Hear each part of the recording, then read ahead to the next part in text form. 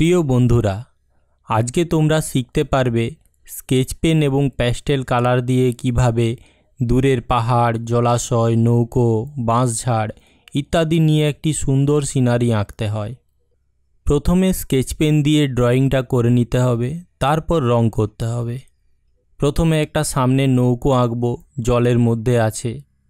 বাঁ দিকে একটা বাঁকা লাইন, ডান দিকে ঠিক একই রকমের একটা বাঁকা লাইন করে দিলাম। তারপর ডান দিকে কিছুটা নিচে আরেকটা ওই বাঁকা লাইন একই রকমের কিছুটা করে দিলাম। এই অংশটা স্কেচ পেনের কালি দিয়ে ভরাট করে দেওয়া হলো। তারপর নৌকোটার আড়াআড়িভাবে এইভাবে নৌকোর যে পাটা থাকে সেই পাটাগুলো আমরা এঁকে নিচ্ছি। এই দিকেও নৌকার খোলের ভেতরের যে পাটার অংশটা সেটা আমরা এঁকে দিলাম লাইন টেনে। তাহলে আমাদের একটা নৌকোর ড্রয়িং হয়ে গেল। এরপরে এই নৌকোটা তো আমাদের দিকে সোজা সোজা আছে, আরেকটা নৌকো আঁকছি ওই দিকে আছে, মানে ওই দিকে মুখ করে আছে, সুতরাং ওটার ড্রয়িংটা ওই দিক করে হবে।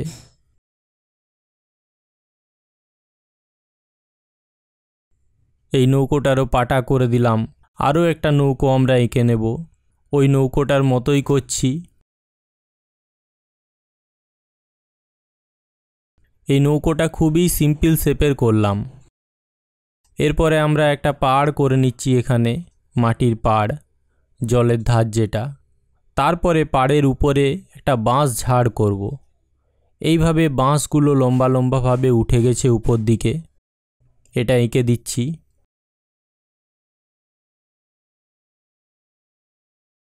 এদিকে ওদিকে অনেকগুলো বাঁশ উপর দিকে উঠে গেছে, এগুলো বাঁশের গোড়া তল দিকটা। এটুকুই। এটাকে যখন সবুজ রং করে দেব তখন বাঁশ ঝাড় মনে হবে ঠিকঠাকভাবে। এরপরে আমরা দূরের পাড়ের একটা লাইন টেনে দিলাম, লম্বা লাইন। সেই লাইনের ওই পাড়ে কিছু গাছ বা ঝোপঝাপ করে দিচ্ছি। আরও দূরে একটা পাহাড় করে দেব, উঁচু নিচু চূড়া রয়েছে অনেকগুলো পাহাড়টার, করে দিলাম। এরপরে আমরা ছবিটাকে রং করব, প্যাস্টেল কালার দিয়ে রং করব।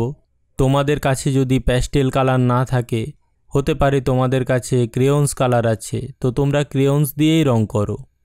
আর প্যাস্টেল থাকলে ভালো, প্যাস্টেল দিয়ে করো, কোনো অসুবিধা নেই, কিন্তু রংটা করো। প্রথমে আকাশটাকে এইভাবে রং করতে হবে।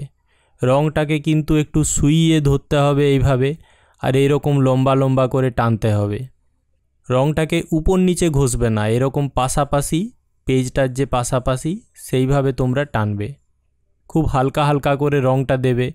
ডিপ করতে হলে প্রয়োজনে 2 বা 3 বার ঘষবে একটা জায়গাতে, কিন্তু একবার টিপে ঘষে ডিপ করার চেষ্টা করবে না, এতে কিন্তু লাইন হয়ে যাবে একবারে করতে গেলে। ডিপ ডিপ লাইন তৈরি হয়ে যাবে, সেটা দেখতে ভালো লাগবে না। আকাশটাকে যদি একটু ব্লেন্ডিং করতে চাও তোমরা, তাহলে হাতের আঙুলে এরকমের একটা কাপড়ের টুকরোকে জড়িয়ে নেবে, তারপরে সেটা দিয়ে এভাবে আকাশটাকে ঘষে দেবে।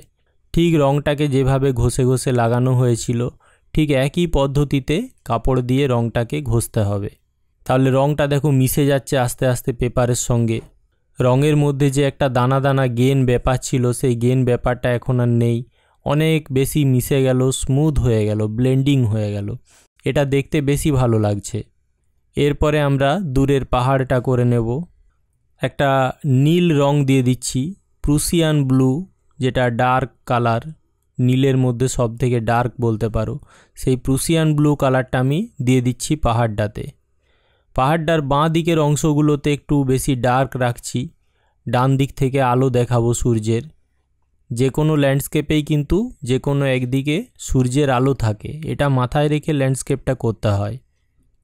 সব জায়গাটা একইভাবে ভরাট করে দেওয়া, এটা কিন্তু যারা একেবারে অতি বাচ্চা তারা করে, কিন্তু যারা মোটামুটি একটু আঁকতে শিখছে বা একটু বয়সে বড়, যারা বিগিনার হিসেবে শিখছে কিন্তু মোটামুটি বুঝতে পারে, খুব বয়সে বাচ্চা নয়, তাদের পক্ষে এরকমের আলো ছায়াটা করা খুবই দরকার। এটা সিনারি আঁকার আসল শিক্ষা, আলো ছায়াটা শেখা। পাহাড়টার তল দিকে একটু সবুজ রং দিয়ে দিলাম, ডিপ সবুজ রং। তারপরে আমরা দূরের যে ঝোপগুলো আছে সেইগুলোতে একটা লাইট গ্রিন কালার দিয়ে দিচ্ছি। ঠিক ঝোপগুলো তল দিকে যেখানে জল হবে, জলটাতেও গ্রিন কালার দিয়ে দিচ্ছি। কেন দিচ্ছি বলো তো? কারণ উপরের গাছের যে প্রতিফলন সেটা জলের উপর পড়বে, সেই প্রতিফলনটা দেখানো হচ্ছে এখানে। ঝোপগুলোর নিচের দিকটাতে একটু ডার্ক সবুজ কালার দিয়ে দেওয়া হচ্ছে, কারণ নিচের দিকটা অন্ধকার হবে, উপরের দিকটা লাইট হবে, যেহেতু উপরের দিকে সূর্যের আলো পড়ে। এরপরে আমরা জলের মধ্যে যে পাহাড়ের প্রতিফলন, সেই প্রতিফলনগুলো করে নিচ্ছি। ঠিক পাহাড়টা যেভাবে আছে তার ঠিক উল্টো দিকে জলে প্রতিফলন পড়বে। উল্টোভাবে এটা কিন্তু ভেবে আন্দাজ করে আঁকতে হবে। হালকা করে নীলটা দিয়ে দিলাম। এরপরে আমরা একটা কাপড় নিয়ে পুনরায় পাহাড়, গাছপালা এগুলোকে একটু ব্লেন্ডিং করে দেব। অনেক দূরে আছে এই জিনিসগুলো, তো রঙটা একটু যদি স্মুথ হয়, সফট হয়, তাহলে দেখতে ভালো লাগবে।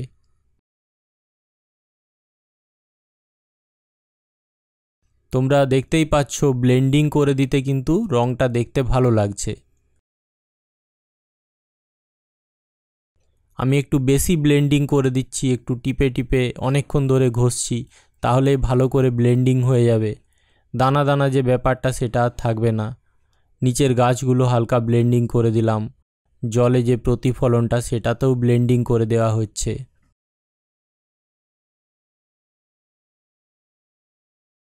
ব্লেন্ডিং করে দেওয়া হলো। এরপরে আমরা জলটা এঁকে নিচ্ছি। একটা মাঝারি যে নীল রং, আল্ট্রামেরিন ব্লু, এই ধরনের রং নিয়ে আমরা এইভাবে জলটাকে এঁকে নেব। ঠিক আকাশে যেরকম করে রংটা লাগিয়েছিলাম জলেও একইভাবে লাগাবো।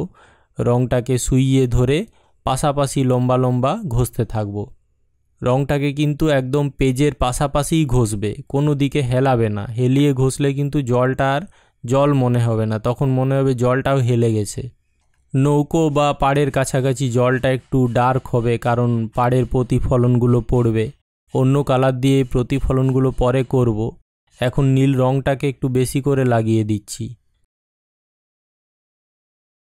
ছবিটা আঁকার সময় একটা জিনিস খেয়াল করো, আমি একটা বিশেষ পদ্ধতি ফলো করছি।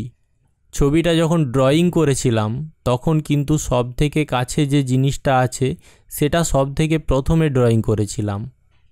সেটার পরে যে জিনিসটা আছে সেটা তারপরে ড্রয়িং করেছিলাম। তারপরে যে জিনিসটা আছে সেটা তারও পরে, এবং সবথেকে দূরে যেটা আছে সেটা সবথেকে শেষে ড্রয়িং করেছিলাম। এটা স্কেচ পেন দিয়ে ড্রয়িং করার নিয়ম। আবার ঠিক যখন রং করা হবে তখন তার উল্টো পদ্ধতি ব্যবহার করতে হবে। মানে কি, সবথেকে দূরে যে জিনিসটা আছে সেটা প্রথমে রং করতে হবে। এখানে সবথেকে দূরে কিটা আছে বলো তো? হ্যাঁ, ঠিক ধরেছো, আকাশটা আছে। তো আকাশটা আমি সবথেকে প্রথমে রং করেছি, তোমরা দেখেছো। তারপরে তার থেকে সামনে কোনটা আছে বলো তো? পাহাড় আছে, তাই না? তো পাহাড় আমি রং করেছি আকাশের পরে। তারপরে ঝোপ রং করেছি, জল করেছি। এই যে পাড়টা করছি এখন, পাড়টা আমাদের অনেক কাছে আছে। তারপরে আমরা নৌকোগুলো করব। নৌকোর পরে একেবারে সামনে কিছু আমরা শালুক ফুল জাতীয় করে দেবো লাস্টে, জলের উপরে আছে। এখানে দেখো বাঁশ ঝাড়টাতে আমি একটা মিডিয়াম গ্রিন কালার প্রথমে দিয়ে দিয়েছি, তারপরে একটা ডার্ক গ্রিন কালার দিচ্ছি, কারণ এখানে ডান দিকে সূর্যের আলো আছে। বাঁশঝাড়ের একেবারে ডান দিকটাতে লাইট গ্রিন হবে, কিন্তু ডান দিকটা তো দেখা যাচ্ছে না, আমাদের ছবিটা শেষ হয়ে গেছে তার আগেই। সুতরাং আমাদের ডান দিকটা দেখানোর দরকার নেই সেভাবে। এই পাড়ের মাটিতে কিছু কিছু জায়গায় যেখানে সূর্যের আলো পড়তে পারে বলে মনে হচ্ছে, সেই জায়গাগুলোতে লাইট গ্রিন দিয়ে দিলাম। বাঁশ গাছেও কিছু কিছু জায়গায় লাইট গ্রিন একটু একটু টাচ করে দিচ্ছি, কারণ ওই দিক দিয়ে ফাঁক দিয়ে, গাছের যে ফাঁক, সেই ফাঁকা দিয়ে সূর্যের আলো কিছু কিছু জায়গায় এসে পড়বে। কিছু কিছু পাতার উপরে লাইট গ্রিন বোঝা যাবে। তো তিনটা কালার মোটামুটি দিলাম। পাড়টাতে তল দিকে একটু ব্রাউন কালার দিয়ে দিচ্ছি। কিছু কিছু জায়গা যেগুলো মাটি বেরিয়ে আছে, ঘাস নেই, সেই জায়গাগুলো ব্রাউন। আর ছাওয়াতে আছে বলে ব্রাউন, না হলে কিন্তু যদি রোদ পেত তাহলে ব্রাউন এবং ইয়েলো অকার, এই দুটো কালার মিশিয়ে মাটিটা করতে হতো। নৌকোগুলো করে দিচ্ছি। নৌকোগুলোর পাটাগুলোতে একটা ব্রাউন কালার দিয়ে দিচ্ছি। নৌকোর যে বডিটা আর কি, খোল এবং বডিটা, আর উপরের দিকে যে পাটাগুলো আছে নৌকোর মাঝে পেটা থাকে, সেটাতে একটু রোদ পাবে বা আলো বেশি পাবে, সেগুলো আমরা একটু লাইট কালার দিয়ে করব। ইয়েলো অকার, অরেঞ্জ, এই ধরনের কালার দিয়ে সেগুলো করা যেতে পারে। তিনটা নৌকোর খোলগুলোতে আমি প্রথমে একটা ডার্ক ব্রাউন কালার দিয়ে দিলাম, আর নৌকোর উপরের দিকের যে পাটাগুলো সেগুলোতে ইয়েলো অকার কালার দিয়ে দিচ্ছি। এই ইয়েলো অকার কালারটা পাটার কালার, গাছের যে শুকনো পাটা তার কালার, খুব সুন্দর দেখতে লাগে। নৌকোগুলোতে আরেকটু ডার্ক রং দিয়ে দিচ্ছি, কালো দিচ্ছি না, কালোর বদলে বেগুনি দিচ্ছি। ব্রাউনের সাথে বেগুনি দিলে সেটা এমনিতেই মিলেমিশে কালো প্রায় হয়েই যায়। নৌকোর খোলটাতেও বেগুনি কালার দিয়ে দিলাম। দেখো অনেকটা অন্ধকার হয়ে গেল, ডার্ক হয়ে গেল, দেখতে ভালো লাগছে নৌকোগুলো। নৌকোর যে শ্যাডো তল দিকে জলে প্রতিফলন পড়বে, সেই প্রতিফলনেও আমরা একটু করে বেগুনি কালার দিয়ে দিচ্ছি। নৌকোগুলো আকারে কিন্তু একটু ছোট লাগছে, আর একটু বড় করলে ভালো হতো। খুবই ছোট ছোট ডিঙি নৌকা মনে হচ্ছে, মানে এগুলো এক একজন বসে মাছ ধরতে যায় সেই জাতীয় নৌকো, খুবই ছোট আকারের। তোমরা যদি মানুষ বোঝাই করা যে নৌকো হয়, মানুষ যাতায়াত করে, সেই রকমের নৌকো আঁকতে চাও তাহলে আকারে বড় করে দেবে, তাহলেই হবে। এগুলো হলো নৌকো বাঁধার খুঁটি, জলের মধ্যে আছে, জলে গাঁথা আছে এগুলো মাটিতে। তো জলে তার রিফ্লেকশন দেখা যাচ্ছে। এর রিফ্লেকশনগুলো জলে কিন্তু পুরো সোজা সোজা হবে না, একটু আঁকা বাঁকা হবে, তাই আমি একটু আঁকা বাঁকা করে দিলাম। এরপর দেখো সবুজ রং দিয়ে কিছু শালুক ফুল পাতা করে দেব। ফুলগুলো অবশ্য লাল রং দিয়ে করব। প্রথমে গোল গোল এরকমের পাতা করে দিচ্ছি, শুধু এরকমের একটা গোল গোল শেপ করে দেবে, পুরো গোল নয়। পাতাগুলো তো গোলই হবে, কিন্তু যেহেতু জলে এভাবে আছে তো আমরা তো গোল দেখতে পাবো না, আমরা কিছুটা উপবৃত্তাকার দেখতে পাবো এরকমের। দূরের দিকের পাতাগুলো সাইজে ছোট করে দিতে হবে, রংটাকে একটু শুধু টাচ করে দেওয়া, তাহলেই হয়ে যাবে। প্রথমে একটা মিডিয়াম গ্রিন কালার দিয়ে দেওয়া হলো, এরপরে একটু ডার্ক গ্রিন কালার পাতাগুলোর এই সাইডে তল দিকগুলোতে টাচ করে দেওয়া হচ্ছে। তারপরে একটু লাইট গ্রিন কালার পাতাগুলোর উপরে টাচ করে দেওয়া, বা দু একটা লাইট গ্রিন কালার দিয়ে নতুন পাতা করে দেওয়া। এরপরে আমরা একটা লাল রং দিয়ে কিছু শালুক ফুল এঁকে দিচ্ছি। সামনের ফুলগুলো একটু আকারে বড় হবে, দূরেরগুলো আকারে ছোট হবে। দেখো দূরের ফুলগুলো আমি রংটাকে শুধু একটু করে টাচ করে দিচ্ছি, খুবই ছোট। সামনেরগুলো বেশ কয়েকটা করে পাপড়ি দেখা যাচ্ছে, এরকমের করলাম।